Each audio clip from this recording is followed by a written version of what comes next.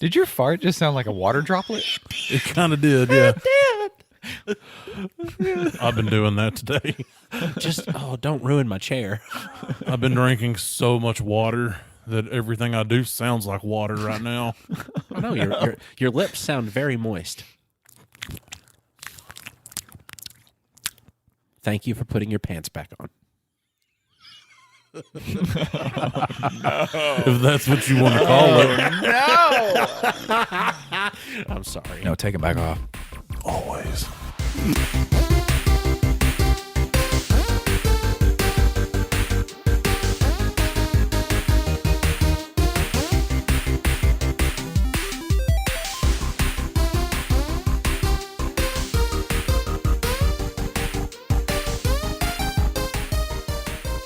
Hey everybody, I'm Dane Holland, and good grief. I'm Austin Shazam Pfeiffer, and yo, it's your boy.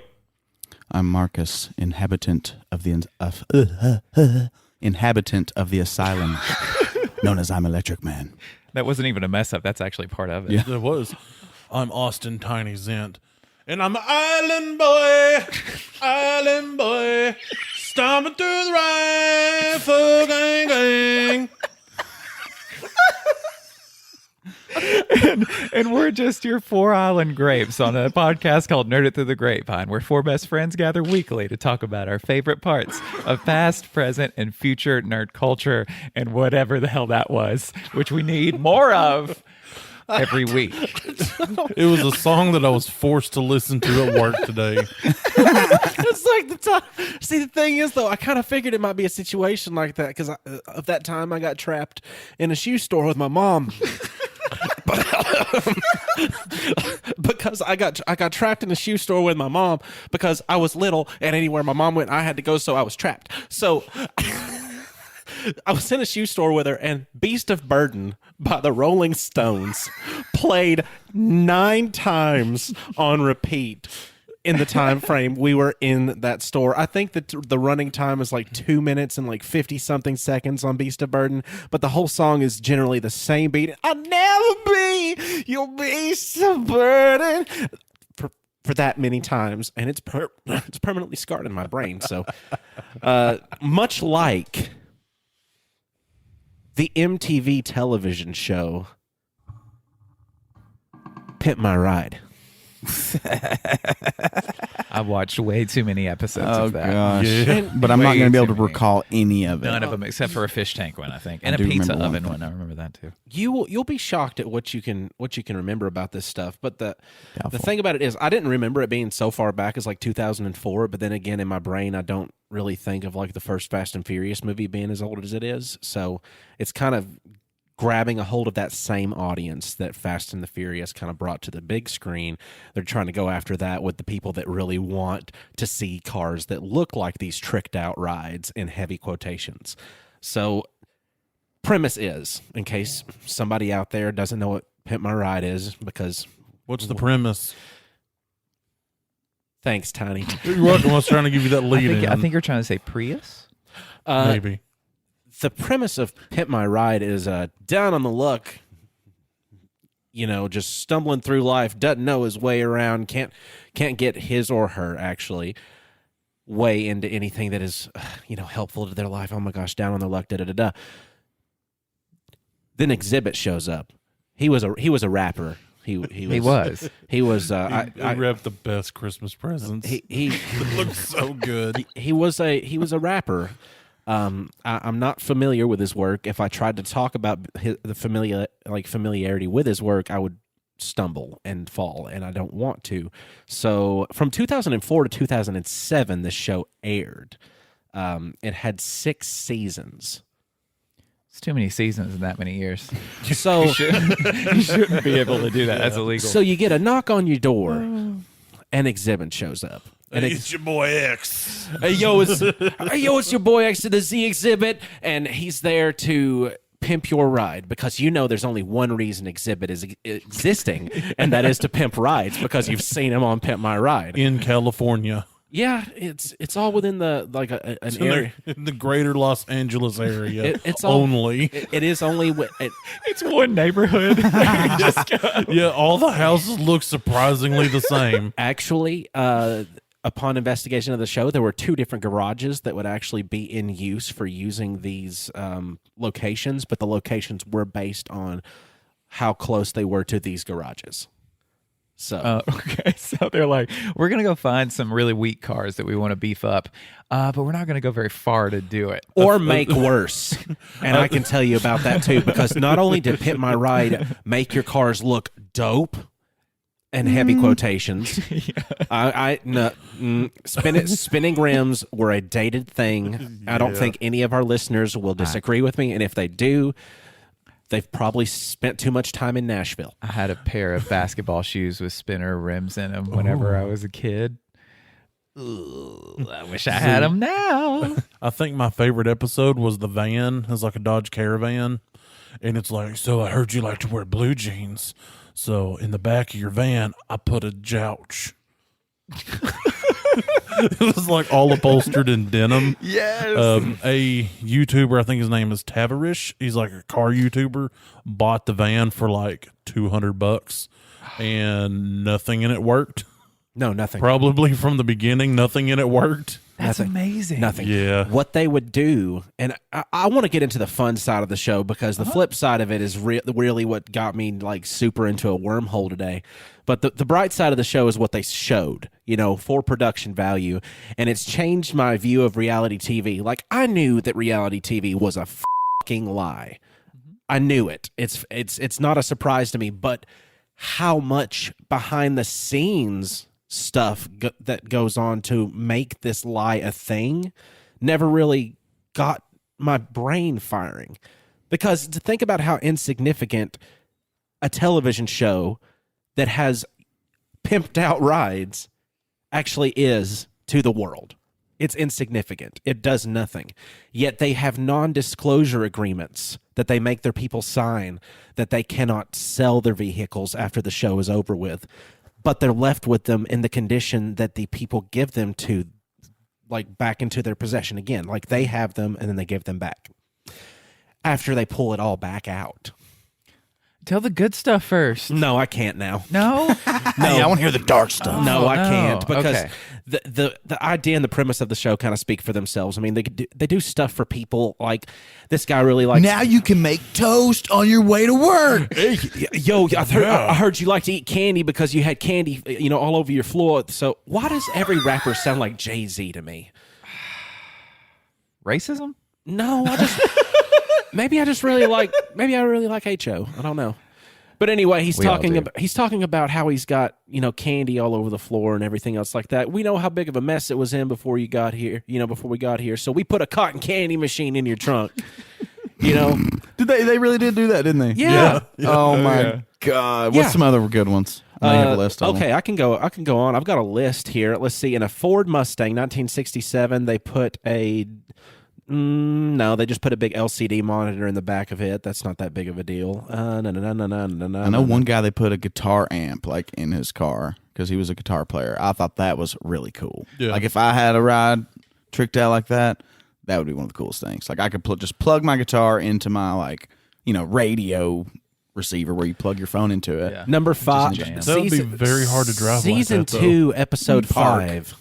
Season 2, episode 5, a 1987 Chevrolet Blazer was fitted with a fireplace in the back seat with flames on the side of the truck. Yes. Yes. Now that Thank is, but the thing is, it's A fireplace. yeah, and it's all just extreme. It's all extreme. Season 3, there was a Ford Econoline. Nice. There was nice. a 1985 Ford Econoline. Okay. A former municipal van turned into a limousine for the band that the owner played for. They installed a hot tub in the rear that added so much weight it filled with water, and the air suspension system installed on the rear busted. So that was a LCV. It was A less than capable van. Yeah, I think that the weight of people in a hot tub would require industrial strength, like machinery, and these people are putting just enhanced airbag systems in there. So it's, and that's not even, that sounds like something fancy, but it can go really low end. Like the airbag jokes are out there for days, and I wouldn't understand them, but I've seen them. No. Now, I do remember they had a Toyota T100 that the guy was like, yeah, I really like music. And they're like, you really like music? First of all, we're going to like paint your truck Fabaflage. So it was like pink, black, white, and gray squares looking like camo. But they made the bed of the truck full of speakers, and it tilted up for some stupid reason.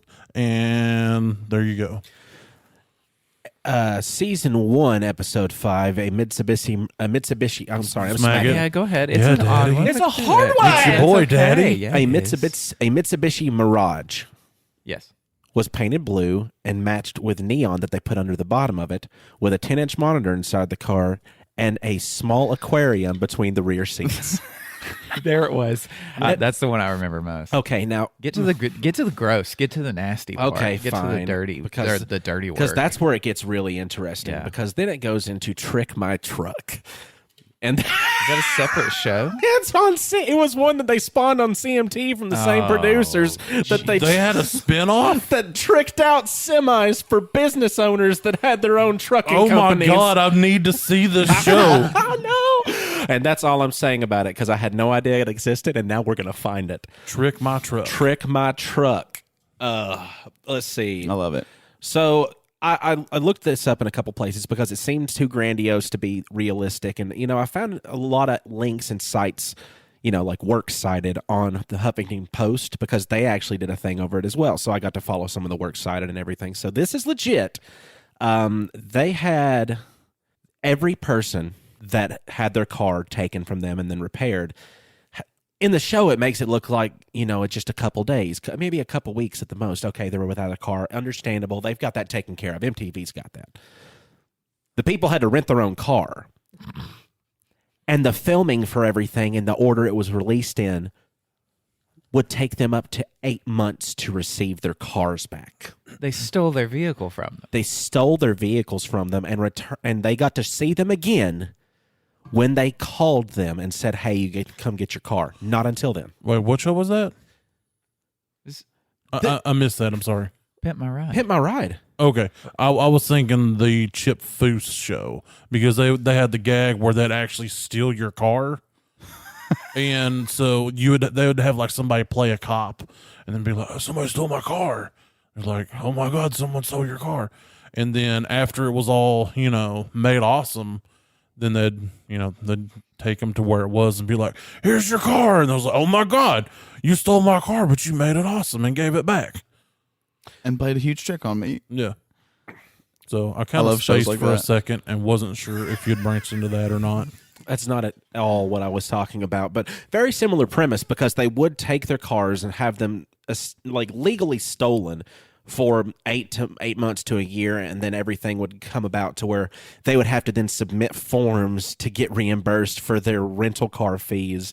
And some people, it took them up to like 12 years to receive their money From MTV? From MTV to pay them for those rental car fees. What if it was Xzibit, like himself, having to pay these people back, and he's just like, no, I won't do it. And you want to know how, here's the thing, here's how bad the producers are. And there were a couple instances to where they had people talking in interviews. I'm not going to cite names. I'm going off the cuff here because it's exciting. You don't have cuffs. Oh, shit. So off of a couple instances, they had producers, tell the people like, hey, we're going to have a film crew at your house and stuff right here. We're going to help you out a little bit. We've got a gift card for you. So we're just going to make sure that you're on camera getting the gift card and everything. So they'd be ready for that. Because it's not their house. Huh? MTV set so many people up. Just 2 had come forward about it, but actually just took them to a prop set house. Just because they didn't want to use their actual one at all, because they felt they thought it was too trashy and it wouldn't fit the scenario they wanted for them enough, or they thought that it would reflect that they had too much money because the house looked nicer than it should. And they were in control of everything like that because you signed away your rights because you're going to be on this television show. So they created Perfect Poor.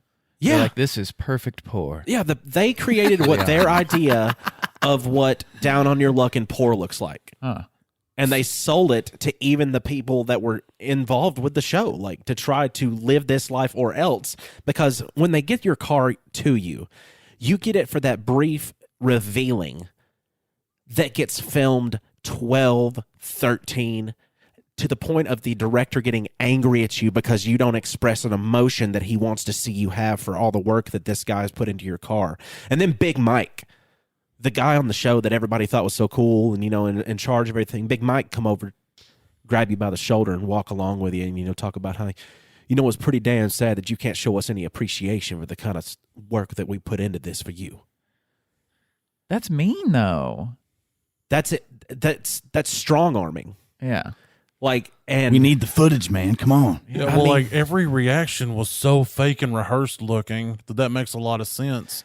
Didn't they also make your car worse when they filmed it initially? They did. They would put there's a certain type of remover. I think it's aero something remover. It's made for stripping down to bare metals and stuff like that. And they would use that on some people's cars on the way in to actually film it. They would use that on the vehicles to strip away sections of paint and make it look just destroyed.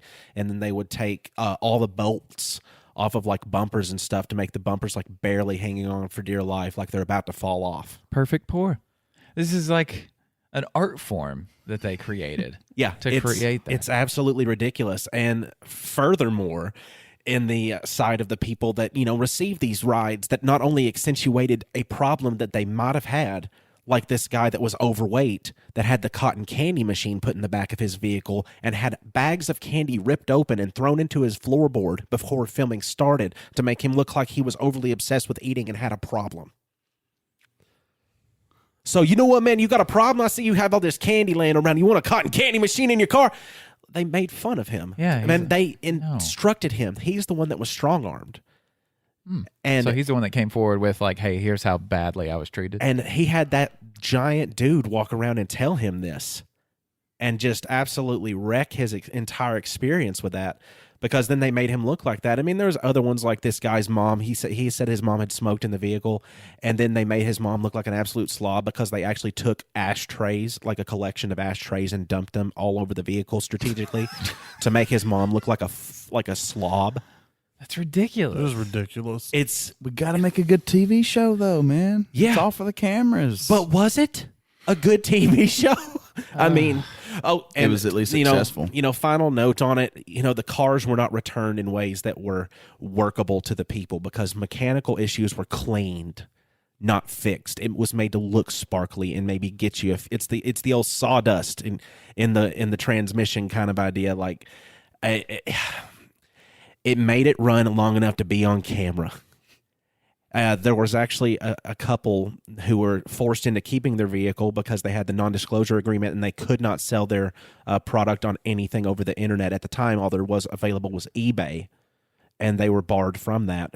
They were later in an accident involving that where it stopped working in the middle of the road, caught fire while they were in it, and they had to exit it for their lives while it exploded in the background, and somebody filmed it.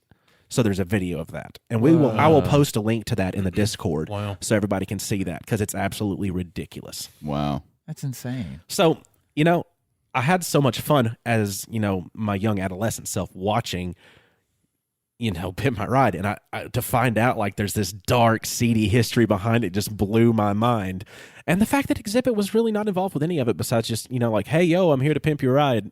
Showing up for the camera. That's literally. it. Yeah. Dang. Well, that's kind of depressing. I don't really know what to say about that. It's very nostalgic in the worst way. Also, some of these toys that I've been looking up during this week as I remembered them. Oh no.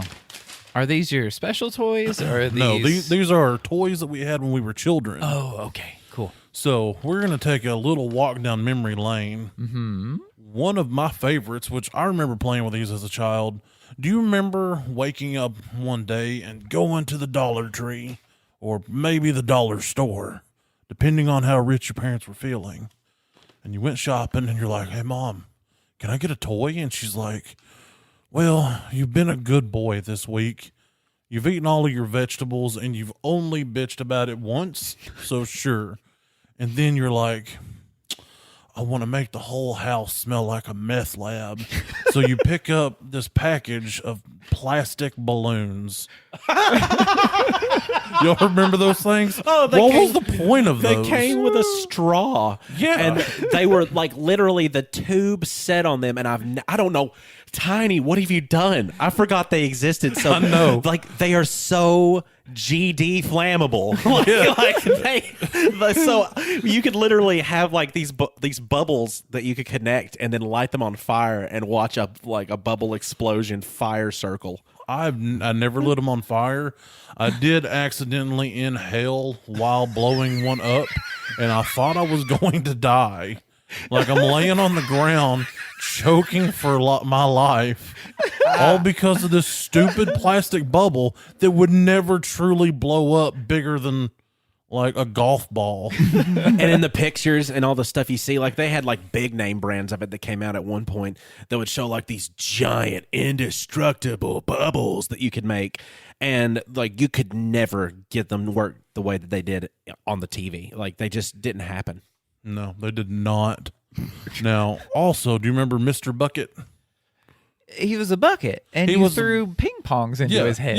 Yeah, the whole goal of this stupid game was to put these balls inside of this, cut open head bucket person, and he would spit them back. It's just really stupid. God, like none of these toys are good toys. I'm Liked just gonna Mr. Bucket. And then I loved Mr. Bucket. okay, moon shoes. Oh yeah, Also known as ankle breakers. I wanted them so bad. But just like my parents, they insisted and insisted and insisted, and I got a spanking, and I stopped insisting that I didn't get them. Moon shoes. Those were the mini trampolines that were taped to your feet. Yes. Yes. Fantastic. I had a friend growing up that had a pair of these horrible things. They broke their ankles. Well, he broke one ankle. See, I don't mean this bad towards him or his parents, but he was one of the rich kids that got pretty much whatever he wanted. Okay. So he was the best to go over and play with. It's like, I didn't super like him, but I'm like, he has cool toys, so he's going to be my friend. You know, and that's I'd how- force myself to like this child. That's how he's going to be treated the rest of his life, even as an adult. Like no one really likes him. They're just like, he's Well, got cool supposedly stuff. he's a really good guy now. Well, I mean, I don't good. know. I've good not guy seen with him moon since we shoes. were small children. Gotcha. But he had moon shoes, and I'm like, I'm going to strap these bad boys on because in my mind, we're about to go to the moon. Not only did he have one set, but he had two sets. And I don't know why, because he was the only small child. Just in case he had a friend over so they could bounce too. His parents were giving. Yeah, they weren't very bouncy, though. No. What was the weight limit?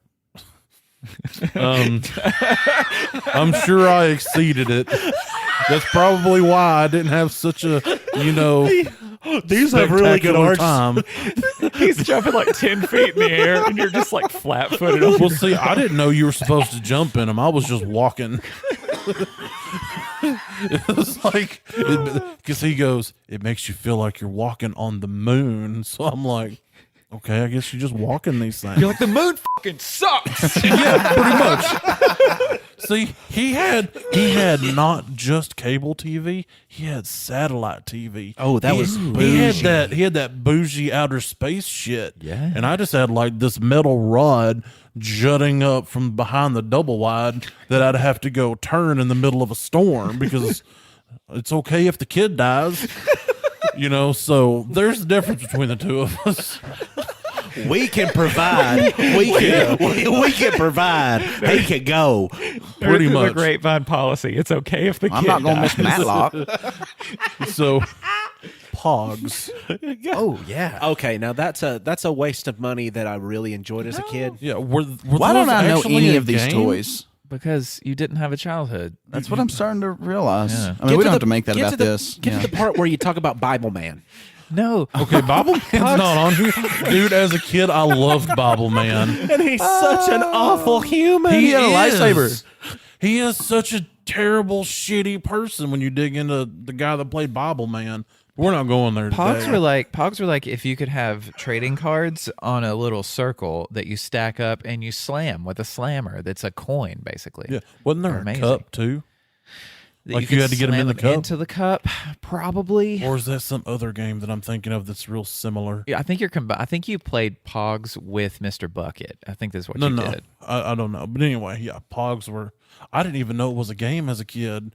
I was just like, here's a picture disc, and then here's a real fat picture disc. Oh, trust me, I completely was in that boat until a neighbor of mine also got Pogs, and then we played Pogs, and then I realized that I don't like these picture discs anymore because I suck at Pogs. I lost a lot my first time playing. I don't ever want to do it again. Yeah, you got to bet them. You actually that was part of the game. Like you bet your Pogs as you played against other That's people. so stupid. Yeah, I never played with my Michael Jordan ones. I left those at home. So if you lost, You didn't got the have other any more. person's Pogs. Though I do remember having a kit as a kid where you could make your own Pogs. You'd Yeah, take just- things and put the picture on the circle disc, and you're like, I just made a Pog of like a boob or whatever. Was it a Pog brand, or did your mom get some mad scientist stuff going I don't know. I just remember doing it. I don't know how it came about. We need Nerd It Through the Grapevine Pogs, like custom Pogs. Absolutely. It wouldn't be that hard to do. No, it wouldn't. I think I've got a cardboard box in the car. Perfect. I have a computer. I can do all the You got to things. kind of sift past all the screaming eagles. Oh, it's fine. Wrestling buddies. Did they stretch? No, they were pillows. Oh, I remember those. They were wrestlers. They were wrestler shaped, colored, everything looked like pillows Yeah. that were not meant for snuggle buddies. No, no. They were meant for like slamming them and getting rough. And Wrestling. If you're boys, you better not be snuggling these buddies. Power bomb. For wrestling. Power bomb. Tombstone. Tombstone pile driver. Tombstone pile driver. Rear naked Scorpion choke. slash. Like just stereotypical like 90s kids on the TV talking and they would like about talk back to you. Fruitage. Whatever. Whatever you do with your wrestling buddies. Then Hulk Hogan busts through the damn door with Macho Man Randy Savage, and he's like, "What are you gonna do, brother?" And Macho Man's like, "Ooh, yeah." And then the kids weren't even scared that just happened, that their front door exploded off its hinges, because apparently they put catnip in these, and kids go crazy for catnip. Because it's okay if the kid dies. Exactly. I mean, Oh, it's going to be a good title for this episode. I know. so hit clips. What? Yes, they had like Absolutely. one song on them. No, it was like 30 to 45 seconds of a song. It was like this little plastic square that you'd put in a slightly larger plastic square that was on a keychain because, as we all know, small children carry keys. Yeah. And you had your headphones, your headphones, and it would play 30 to 45 seconds of hit songs like Imagine a cassette player and you put it in the dryer and then it came out, oh no, it shrunk. Like Yeah. that's basically what it was. So you only got a shrunken amount of the time from it. So you would get cough. You would get the main hit hook of the song, but it was so badly edited. I can remember this Terrible. because it wasn't. Yeah. It was like, hit me, baby, one more time. yeah. Dude, that makes me think, okay, this is either an implanted memory or this is like a real thing, but it's going to sound like it's not real. But do y'all remember those suckers that they used to sell at like the impulse aisle, right before you get to the register at Walmart and stuff, where if you put the sucker in your mouth, you could hear the song in your head Yeah. because it Yes. vibrates. Yes. Okay, because I've described that to other people and they looked at me like I was You're an believing in insane black person. magic. Yeah. Because I'm It so is glad black that y'all magic. could handle that. It is didn't it look really similar to a Hitachi magic wand? I don't It know did. what that Yeah. is. No, No, it because they did. had that battery. Marcus, you know exactly Yeah, what that it is. did. I don't know it by name. Maybe if I saw it. Maybe by feeling. You definitely know it by sight, trust It's me. a massager, a personal massager. It's a personal Oh, okay. massager. Oh, okay. Yeah. I get it. That one was for your mouth. It's very personal. Very. Which brings us to Monster in My Pocket. Tiny. Title gross. of your porno. No, it was a toy. It was like a little stretchy monster guy that you would keep in your pocket, and you'd just pull them out and you'd stretch them. It was like a baby Stretch Armstrong, and I don't know what I'm doing with my hand. You're doing a very good job because now I remember what you're talking about. Yeah, perfect. I mean, that one, there's really not much to say about that one. They the would Talk Boy. Had one of those. They sucked. They were absolutely awful. Yet again, the little rich kid that I played with, he had one. Let's call him Little Richie from now on because he's got to come up. Yeah, a lot. I mean, I'm not going to say his name. Yeah, no, Little Richie. You know, but yeah, like he had one. And we watched like Home Alone, and we're like, dude, I was like, that's the coolest thing I've ever seen. He's like, hey, you want to know a secret? I'm like, okay. And he's like, I got one. I'm like, whoa. I'm like, do you have it with you? He's like, it's downstairs in my playroom. No, it's at my uncle's house. I mean, because it was like upstairs, and so we went downstairs in the playroom, which I'm looking around, I'm like, Jesus, he's got like every Megazord I've ever seen. And then leaning against the wall is a Talk Boy. It's half busted. What was the Talk Boy? It was from Home Alone, the little tape recorder thing that he would talk into, and it would change Home their Alone, voice and stuff. Home Alone 2. This is Peter McAllister, the father. Yeah, that was a Talk Boy? Yeah. Okay. And one of those not little work as refrigerators advertised. you open with a key. Gotcha. Okay. Yeah, I Did thought not that was work just a as thing for that advertised. movie. I didn't know it was a thing. I had one too. It was a thing. They were not as cool as the movie. They would record your voice and they would play it back the way you recorded it. If you sped up, you were automatically Alvin and the Chipmunks. You had sounded like nothing else. If you slowed down, you were the devil. We need to much. get one of these off eBay. Because it was, okay. We Okay. might not even have to go to eBay. We might just have to go to Pappy's house. Field trip. Mousetrap. Never. Great game. Great game. Great Yeah, Dad. Great Grape game. I only played it one time, and that was when I had to be sent to the guidance counselor's office because I threatened to run away from home because a girl named Carrie did not want to marry me in kindergarten. It started young, boys. It started young. I mean, all those things sound reasonable, So that's the only time I ever played it, and I just realized, like, I did not know how to set up this board, and this was supposed to be done by a I grown-up. must admit, I've never actually played the game. You just build the trap, and then you keep doing it over and over again. Yeah. And You don't play the game. And then after about 73 times, it finally works as advertised. and you're done with it. Yeah, you're like, finished with it. I don't think anybody truly knows how to play the game Right. at all. But the thing is, though, they didn't lie to you because I have that stupid memory of 90s things, and they would say, build the contraption to catch the other mice, but don't get caught yourself. Mousetrap. The end of the instructions. Like, that's it. Yeah. Like, they literally told you that your parents were about to buy you something you were going to have to put together. So it was right there, but it was just so much. So much. Yeah. Rube Goldbergs are terrible. I think the last thing that I'm going to talk about is probably going to be near and dear to y'all's hearts. Actually, we're going to go with the Shapeshifter Punisher because that's more fun. See, it was a Punisher toy that would shapeshift into like a rocket launcher thing. But if you stopped in mid-shift, Oh, no. he had a very large erect shaft that would shoot a projectile. And they didn't mean it that way. But it was not how they No, intended. they knew what Or they were was it? doing. Yeah, they knew exactly what they were doing. Yeah, such terrible toys. So you never played with it in any other form? No, you're just like, I'm gonna give my Punisher man the biggest dick that anybody could possibly manage, and then shoot half of it off into space and promptly lose the bullet, or you peg your dad in the eye, then he takes it outside and stomps it on the porch. Not that ever happened to me, but it could have. Happened to a friend of mine. Happened to a friend of mine. The little Richie boy Rich. Before my segment, I'm going to go let Willie out. He hasn't been out in like 20 minutes. Just let the dog suffer. Let him suffer. I don't want... Day!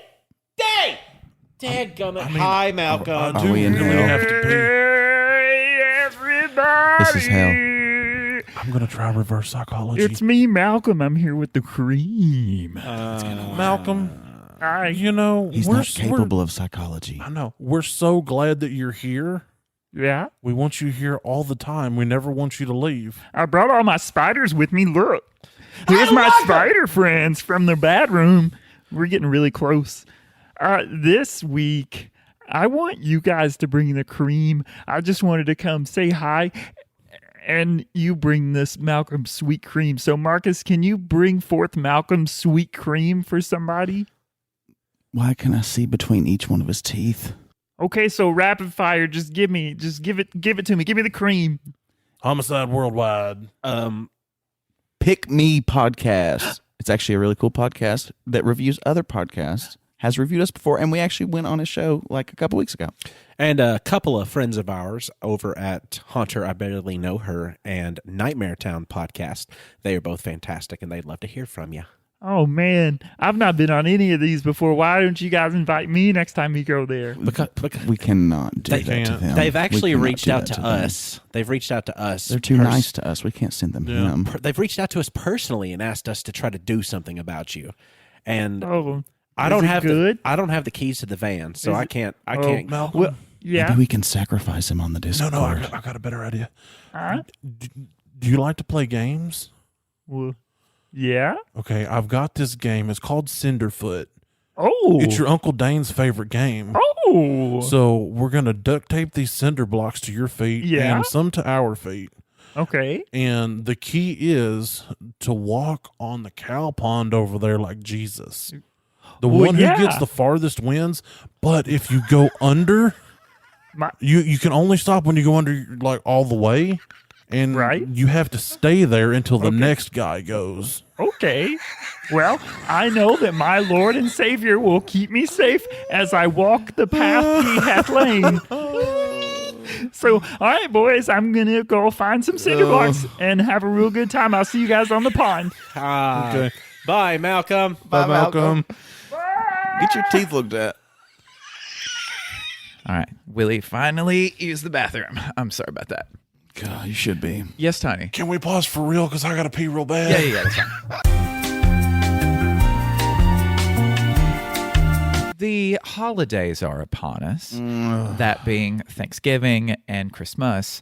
And something you see, well, you see it all year round, but you see it a whole lot more, I feel like, in these seasons.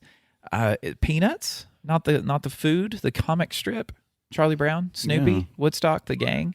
They are on everything and anything you can possibly find. And I have about 10 coffee mugs with them on it too, because I think they're cute and adorable and identify with Charlie Brown quite a bit. But I just wanted to go through with you guys how like awesome Peanuts is. Yeah. Well, it's See, like I remember growing up as a kid, one of my favorite things was when Mom got the Sunday paper because she was one of those that read the paper. I'd be like, hey, can I get the comics? And the first one I would go to was Garfield, and then shortly followed by Peanuts. Oh yeah, Peanuts, Garfield, and Calvin and Hobbes are like all in the same kind of realm, but Peanuts just puts itself in a whole nother level. It was made by Charles M. Schwartz, who was born in 1922 and died in 2000. He wrote it and illustrated it. Like he did every part of it. Like came up with every idea, every character design, all the lettering he did himself as well. He wanted it to be all his creation. He drew the strip for nearly 50 years with no assistance on anything.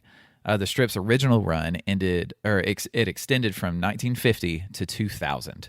So 50 years of a comic strip running. Wow. Like pretty much every single week in the funny papers of the newspaper.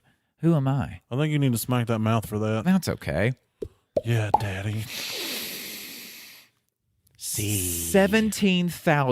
17,897 strips were published in all for Peanuts. Wow. Near almost 20,000 comic strips. Like individual different ones? yes, like Jeez. yes, individual ones. It's insane. If he got paid $1 per strip, he'd have more money than me. There's a quote that says, arguably, it's the longest ever story told by one human being. I feel like I want to read from the first one to the last one now. Yeah. Oh, yeah. Which he originally, whenever like people wanted that, whenever it was super popular and it's gone on, it's got a lot of history behind it now. So a lot of publishers were like, "Hey, give us the early stuff too, so we want to make this long run. And he kind of pushed back on it for a while because he's like, these characters they've changed a lot since they were first created. Like, as any writer for that amount of time, you're gonna kind of have characters evolve and stuff. And he kind of had them the way he wanted them. And before, he didn't want people, that was almost to him like a rough draft kind of. So he didn't want people associating the new characters with the way they were in the old ones. It ran in over 2,600 newspapers and around 355 million readers in 75 countries. It's translated in 21 different languages. A comic strip. So it wasn't just in the Herald Citizen? It was no, it was not in just our local newspaper. It was not a man sitting on a hill drawing comics in the morning. It was Charles Schulz. Somebody lied to me. Yeah. In the show, something like a lot of people hear, the wah, wah, wah, wah, wah. The parents are never shown. Like, adults aren't shown in the entire show. And their voices are muffled because, like, it's about the kids, like, all of it. It's all from their perspective. They wanted no input from adults whatsoever because it makes it even more appealing to kids because it's only them. Like, there's no one else talking down to them or to them. It's all them. I kind of almost got that same vibe from Ed, Edd and Eddie because they wanted to try to stay away from the idea of the parents being there. Why am I thinking that Hey Arnold kind of did something like that? No, too? but No, they had his grandparents grandpa. and parents. Yeah. And, well, not his parents. Oh, that's right, because I don't remember. The television holiday specials, two of them specifically are ones that most people know whenever they think Charlie Brown as far as the cartoon goes, beyond the comic strip. A Charlie Brown Christmas, and It's a Great Pumpkin, Charlie Brown. And there were, here in a bit, I'll tell you about awards that those won as well. In 2013, TV Guide ranked the Peanuts television specials the fourth greatest TV cartoon of all time. And that's impressive for 2013 because there were a lot of cartoons from that, or before that point, that were pretty influential. Peanuts was a name given to kids in the Peanut Gallery on the show Howdy Doody.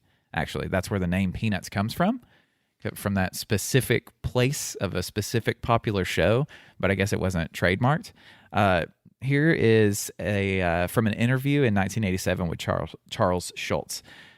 He says this: Peanuts was originally sold under the title of Lil Folks, but that had been used before, so they said we have to think of another title. I couldn't think of one, and somebody at United Features came up with a miserable title, Peanuts, which I hate and have always hated. It has no dignity, and it's not descriptive. What could I do? Here I was, an unknown kid from St. Paul. I couldn't think of anything else. I said, why don't we call it Charlie Brown? And the president said, well, we can't copyright a name like that. I didn't ask them about Nancy or Steve Canyon. I was in no position to argue. So his own comic strip that he did everything for, he didn't even name it. Like, his original name was already taken, and he couldn't do anything about it.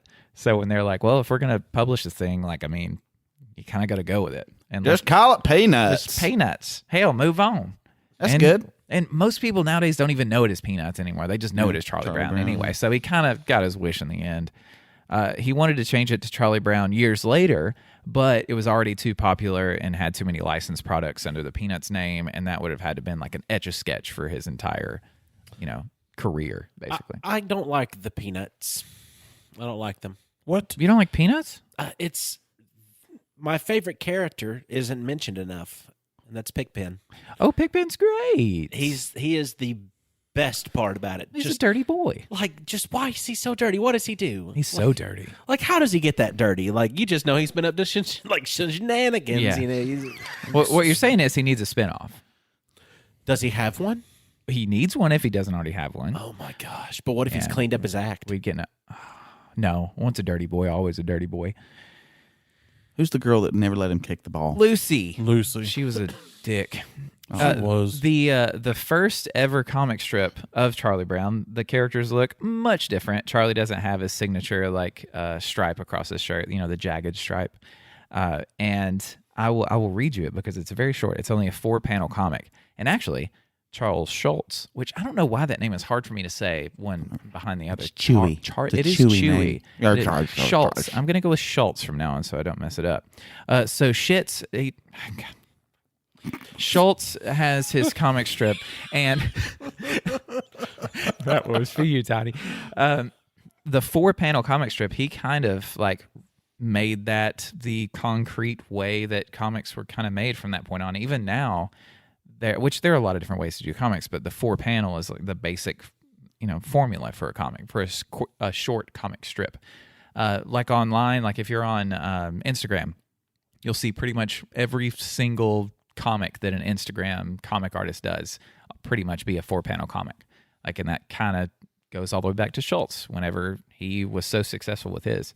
So the first ever printed Charlie Brown, Peanuts comic strip, it has Charlie Brown in the distance, and he's running up this road, and there are 2 little kids sitting on the side of a sidewalk watching him running up the road.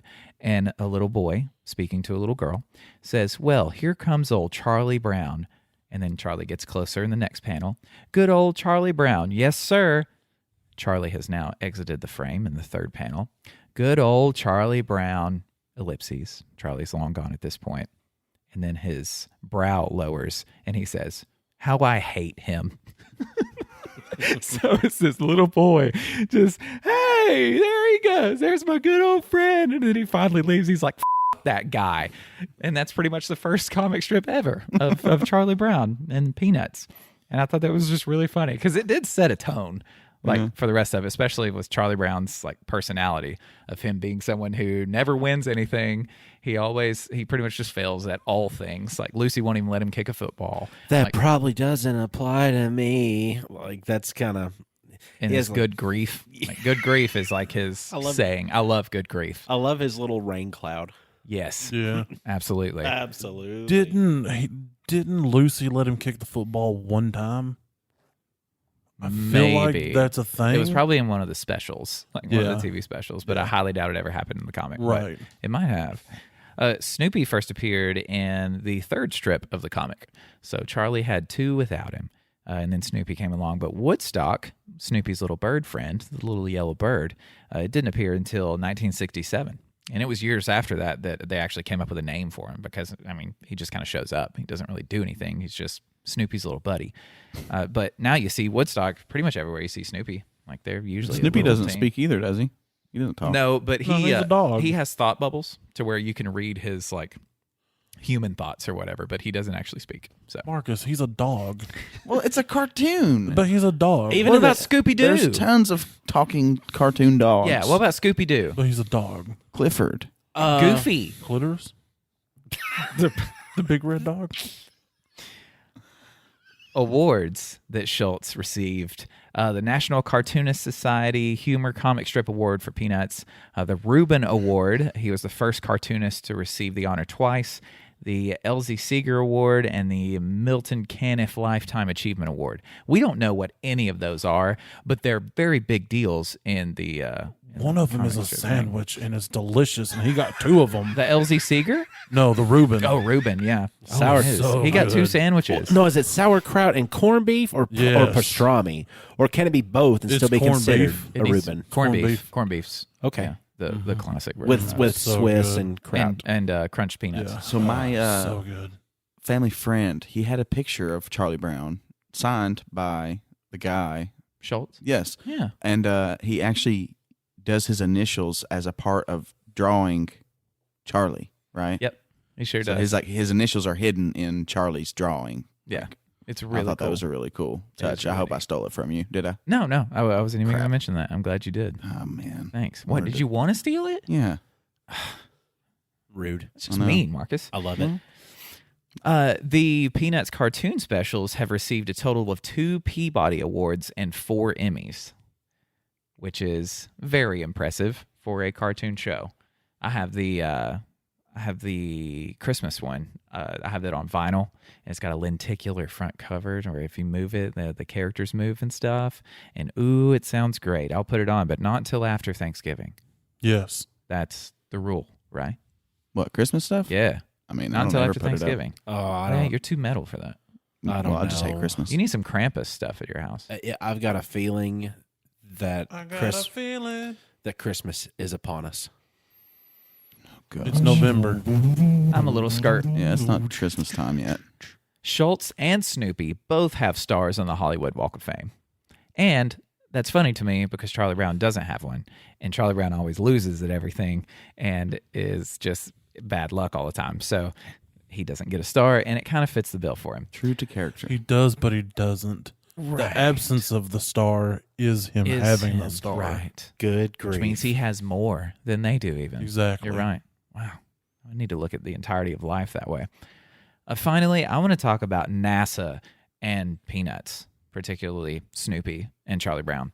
Snoopy has been the personal safety mascot for NASA astronauts since 1968. Oh my gosh. Yeah. Wow. Yeah. He still is after all that time. And NASA... I should not have had one beer. Yep, I shouldn't slap have it. had one beer. Yeah, Daddy. Drunk as a skunk. Yeah, stinky. Yeah, Daddy. NASA issues a Silver Snoopy Award to its employees or contractors' employees who promote flight safety. So they even get Snoopy little... is keeping us safe into the stars. Yes, he really is. Wow. And the Apollo 10 lunar module's call sign was Snoopy, and the command module's call sign was Charlie Brown. So they even had a thing to do with Apollo 10. And on Apollo 10, Charles Schulz had drawn an original picture of Charlie Brown and hid it on the spaceship for them to find while they were in space, just to give them something to do.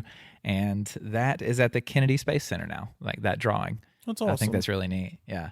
The astronauts also, they have these little head things that they have to put on their heads for safety, and they call them Snoopy ears because they're black and kind of shaped like Snoopy's ears that go over their ears. So that's not like an official name for it, but everyone at NASA calls them that. And that's Doesn't that make it official at that point? It's not documented though.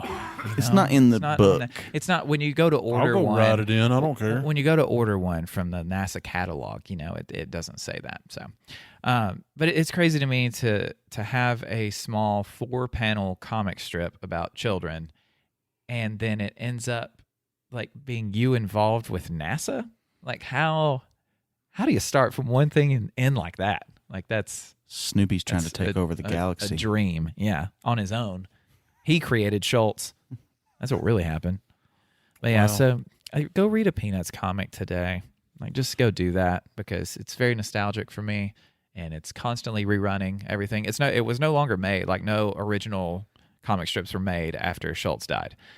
He wanted to make sure it just stayed with him and the family. His family agreed on that too, that it would stay with him. So have you watched any of the modern day Peanuts stuff, like what's on Netflix? No, or like else? the kind of 3D animation kind of stuff. I have not. Is it any good? I haven't because I feel like since it's no longer his material anymore to do what he wants to, I mean, it can just be whatever it is. So I don't. Well, what if it's a movie based on some of them that he's written, though? I mean, It could be. It'd be wonderful. I mean, but- we don't know. Yeah. Yeah. It I could mean, be. the Stephen King universe is vast and crazy. We're all just cosmic turtle vomit. Stephen King created Charlie Brown.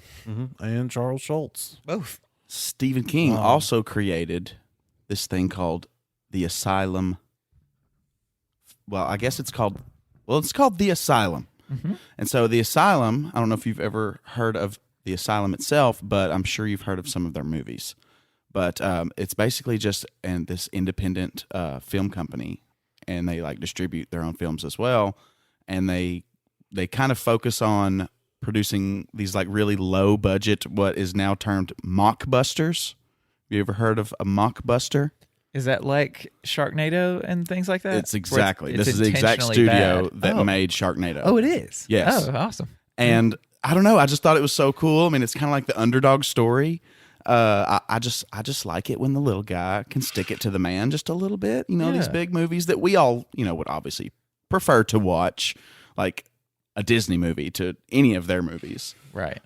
Just depending on your mood. Right. But I don't know. I just thought it was just this really cool concept of how, because they basically decide what they're going to make when they look at the slated lineups of all these big movie companies. They look at what they're producing, and they're able to produce like this super low budget, terrible, crappy special effects versions of them in like 12 weeks tops. Like sometimes they only spend like 12 days shooting. That's serious? These movies. That makes VelociPastor seem a lot more realistic now. Yeah. Right. Oh, well, yeah. and there is that kind of underground kind of, some bad movies people really enjoy them, and they kind of become these cult classics, like Sharknado, which is probably their most successful movie. Birdemic. Did they do Hobo with a shotgun? They did not do Hobo with Shotgun, or at least it's not on this giant list of all the movies they've made. Yeah, Well, when you can make them in 12 days, Okay. you're going to have a large catalog. Right. What about Bubba Hotep?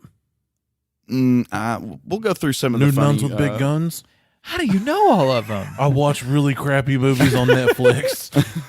Well, actually, I think they did just get put on Amazon, I believe, Amazon Prime. So now you could probably watch some of these movies on Amazon Prime. Just pull up their collection and see all the different ones they've got. The graphic on that website led me to believe that, so I hope that's true. I haven't checked it myself yet. Gotcha. But Top Gunner, Okay. and the cover of it looks very much like the cover of Top Gun. Oh, yeah, for sure. I like this one too. This one's going to be wasted here at the top. DMX starring in The Fast and Fierce Death Race. Fast and Fierce Death Race. Oh, okay. Yeah, Death Race was another. Yeah, that was another movie. Just Death Race. I was like, I've heard of Death Race. Yeah. That was a big movie. Ish. American Psychos. So plural. This one is actually probably one of the most misleading ones here. Homeward, kind of playing off of Onward. Okay. And like the animation on the cover of the movie actually looks really like very Disney-ish. And it says an orc-tastic journey of elvish proportions. So it's like they're totally riffing off of Onward there. This is one of my favorites right here. Battle Star Wars. Yes. Look at this cover. Have we not watched it yet? No, it actually looks like that cover looks pretty gnarly. Well, it looks like a Star Trek cover. So Battle Star Wars. Oh man, I can hear the theme song to it now.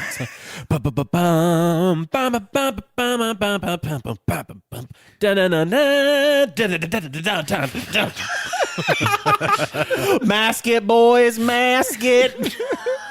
I bet they did the shoulder thing that you just did too. Oh yeah. You can't help it when that beat comes on. So shortly after Disney's doing their live action Aladdin, we get Adventures of Aladdin from the Asylum. So it's a sequel. Zoombies 2. So that I guess there was a Zoombies 1 and Please zoo as in zoo Yes. and zombies. So animals back from the dead? I've heard They're of not just Zoombies. deadly, they're dead. I've actually heard of Zoombies. Oh, it's like you've got magnets on the fridge, and what are you doing today? Oh, this is it, man. It's so deadly. I don't know why I like this one so much. This one's just, I mean, you look at it, it looks like your typical kind of, but it's just called The Sixth Friend. And it's just But it's just the worst slasher movie cover. That's why it's 4 friends, sometimes 5. yeah. So it's just 6 people on a camping trip. Yeah. Except the 6th one is the crazy one. The last Sharknado. It's about time. But it won't be. I mean, Right. There's no way it it's will be. amazing who all is in the Sharknado movies, because one day I marathoned all of them except for apparently the last one. And there are actors and actresses from all types of films Tara Reid's the only in one I that know film. of. Well, See, I think it's it was caught 2 on to a or point. 3 that it was just full of porn stars. Right. So if you have never heard of the Asylum, I don't think that's going to last very long. Like they're quickly becoming kind of household names with hits like Sharknado and a show we'll talk about later that I want to watch. I haven't watched it yet. And so we get Two-Headed Shark Attack, which I think at this point goes all the way up to 6. So with that being 5 sequels? So 6-Headed Shark Attack is where we're at now. Well, So they just keep growing heads. Is it a every movie. Hydra? Don't mix with the 6. That's all I got. I mean, and any of these I could probably read a synopsis if you're interested. If we can pick one or two to actually We read need the to get synopsis to one of. that we don't know, like we can't tell by the title. can we combine the 6th friend with 6-headed shark attack? That would Like be the fun. 6th head is the 6th friend. Yes. Alien Predator. That's the title of their movie. Instead of Alien versus Predator, it's just Alien Predator. So I've it's seen an that. alien sex offender. Yes, exactly. Triassic World. That's Some things should remain extinct. Avengers Grimm, Time Wars. So that's kind of like a riff on like the Avengers, but I think it's like, I don't know. This is more like Read what that one is. okay, yeah. Is that like Grimm fairy tales? I think I've I seen think that. so. I think yeah. As Avengers the Grimm. Avengers. Oh my god, I think I've seen this. Doesn't it have characters from the Grimm story tales in it, and they're all in like Avengers Assemble style? Yes, Right, like they kind of team up to deal with some sort of Where threat. the hell did you Okay, hold watch that? I don't know. I Here's the have synopsis. Yeah. Unhappy being ruler of the underworld, Rumpelstiltskin frees himself and goes into hiding, making plans to take over Earth once and for all. As the Avengers Grimm fight to stop him, they quickly discover it's not where Rumpelstiltskin is hiding, but when, forcing our heroes to fight through the ages. Oh, I want to see it. I want to see it. I do too, especially rumpled foreskins. The bad guy. Richard, we miss you, buddy. That is spray painted on the side of the building that I get cigarettes every day. Rumple foreskin. I promise you, I'm not kidding. I need to They're fans of that movie too. I need to take a picture of that one day. Please.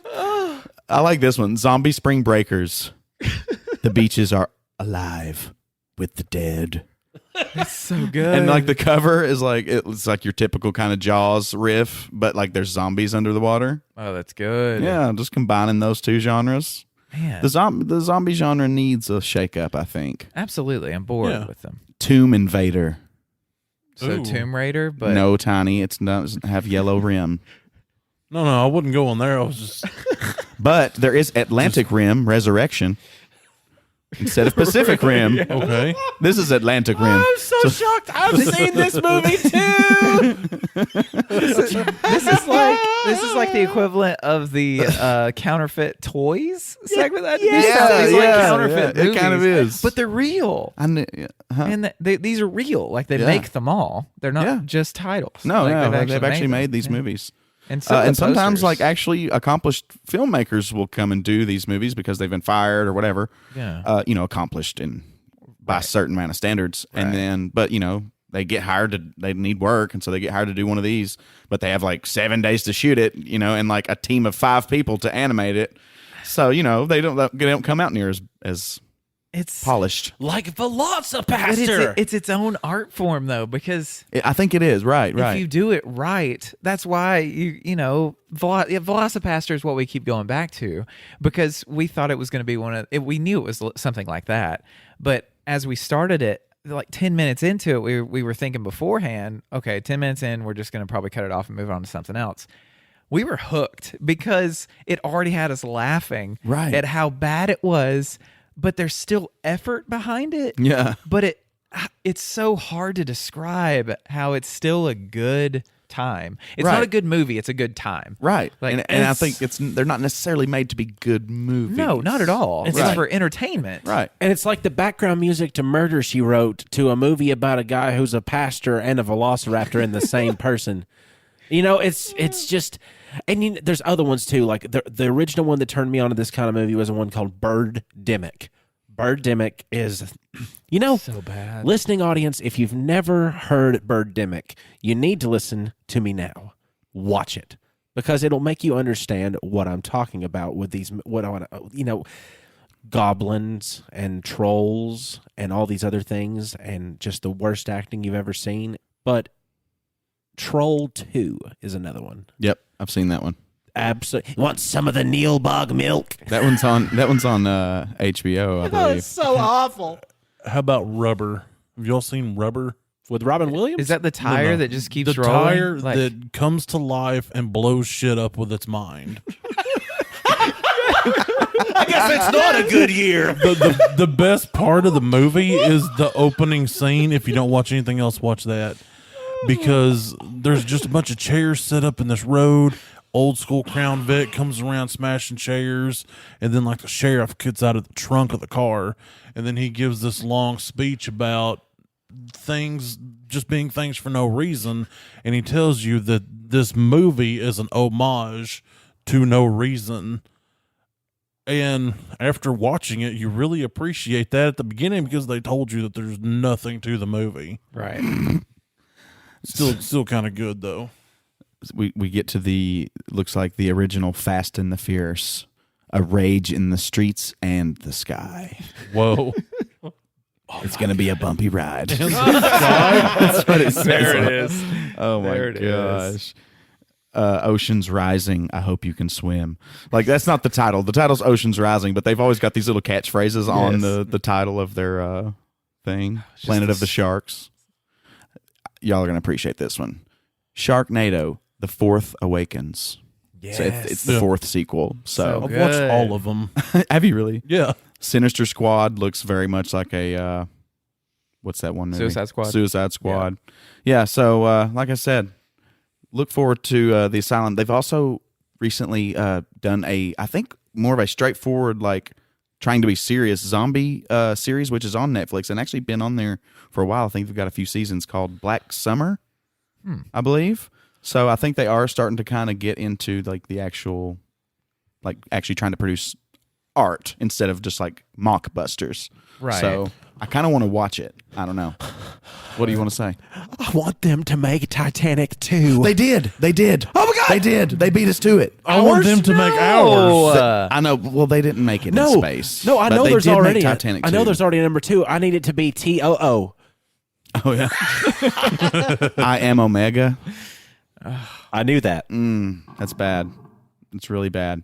But yeah, like I said, I kind of interested. Like I said, I feel like the zombie genre needs a shakeup. Yeah. Did they do zombie lesbian stripper cops? I don't believe so. No, I that don't was on the think website with the No, orange and black I watched border. it on Netflix. Oh, gotcha. Well, if we don't get paid soon for doing podcasts, we're going to end up being stripper zombie cops. So Nice. Can we be lesbians yeah, too? so absolutely, 100%. Thank you all for listening to this week's episode of Nerd It Through the Grapevine on whatever podcatcher you're using, Spotify, iTunes, Podcatch. What's that one? Castbox. That's a one. Good Pods. There's so many different ways to listen, and thank you for doing that. But especially over on iTunes, go there, give us 5 stars. Say, hey, I like the show. It's real good. That Malcolm guy, ooh boy, he's a good time. Just let people know what you think about the show. Be honest, as long as it's following those 5 stars, because that really helps us out. And we have a Teespring now, which if you go into the description of this episode and you click on it, you can see all kinds of merch and stuff with our logo and some things in the show.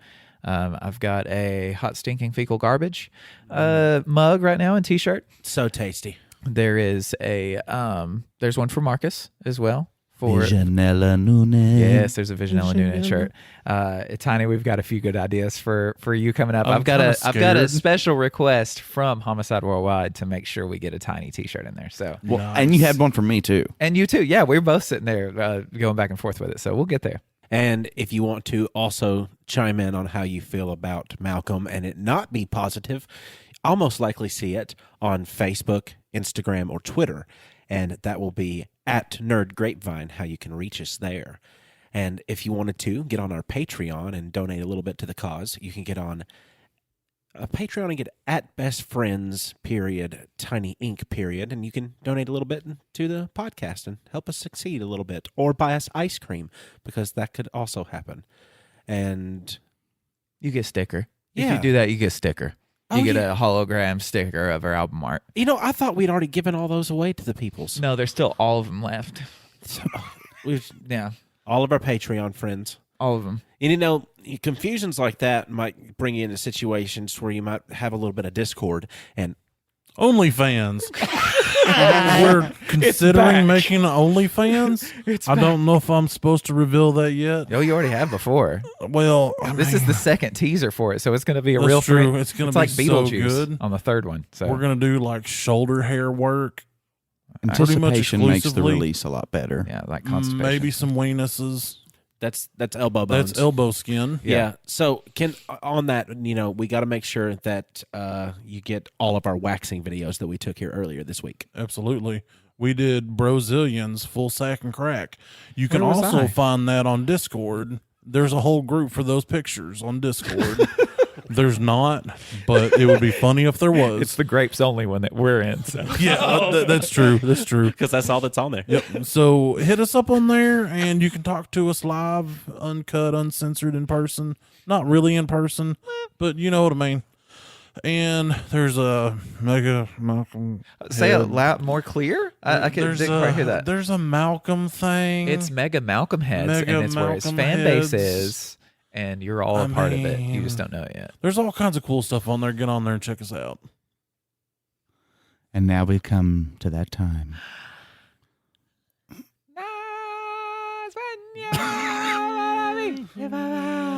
When life gives you grapes, Shazam.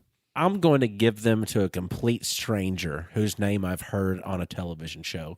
And I'm going to wait 8 to 10 months to get them back. And hopefully they will be shinier than they were before, because those grapes weren't doing anything for me before because they were just grapes. But then they come back. And between my 2 grapes that I had left, that they left of my original grapes, I had a television, I had a fireplace. They had toasted marshmallows on that thing. And you know what? All I got back was 2 grapes. And then I ate those 2 grapes. So now you have nothing.